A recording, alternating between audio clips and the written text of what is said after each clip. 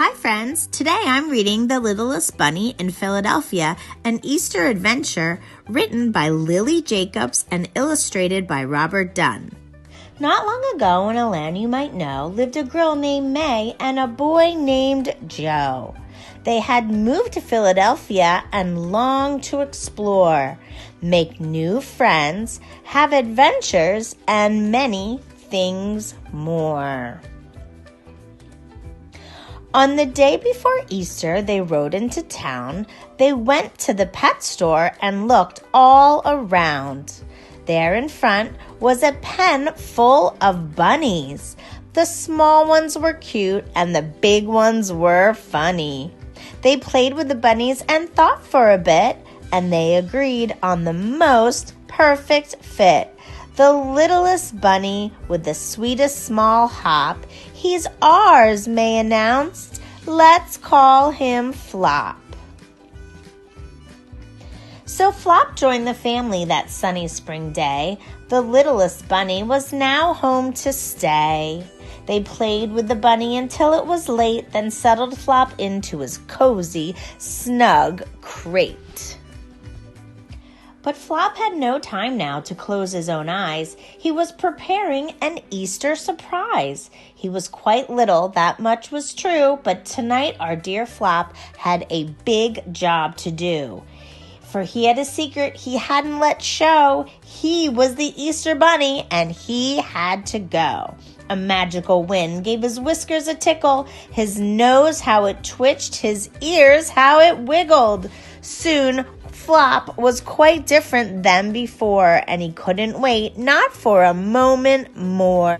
He raced through the house and out into the night to where he had hidden his eggs out of sight. His marvelous burrow held Easter eggs plenty. To be quite exact, 9,020,000.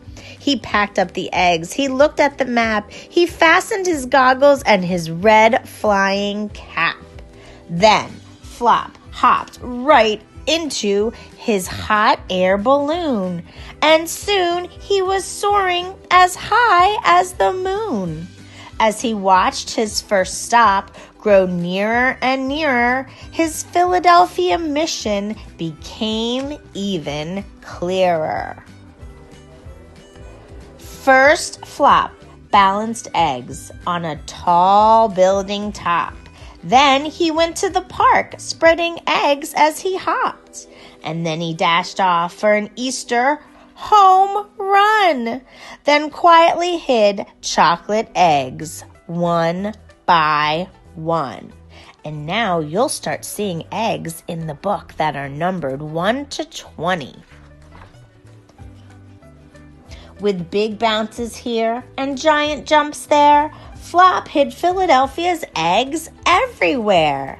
He flew to the east, to the south, west, and north. He crisscrossed the city. He raced back and forth. Pennypack, Fairmount, and Fox Chase got treats. Then Boathouse Row and Queen Village, too, were complete. Chestnut Hill, Spring Garden, the long list went on. Flop was delivering eggs until dawn. Finally, Flop found his very last stop. He came to your house with a bounce and a hop.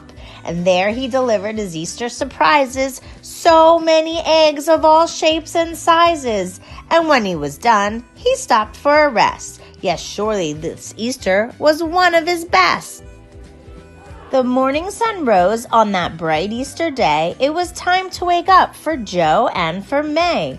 But when they went over to find their friend Flop, the door was wide open. His crate was unlocked. There were eggs to discover, as all children know. But we just want Flop, cried May and cried Joe. They looked under the beds. They looked all around. But the littlest bunny just couldn't be found. But whose goggles were these? Who unfolded this map? Then, from round the corner, came a faint tap, tap, tap.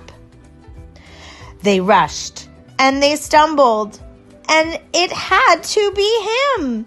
And there they found baskets, and something else was tucked in. "It's Flop!" they cried out and held him so close. Joe tickled his ears and May kissed his pink nose. Flop hugged them back, his new friend so dear. Happy Easter, Philadelphia! See you next year! Did you find all the Easter eggs hidden in Philadelphia? This book had 20 Easter eggs. It may have been hard to see while I was showing the pages, but it's a really cute book, and I'm so glad you listened with me. Thanks.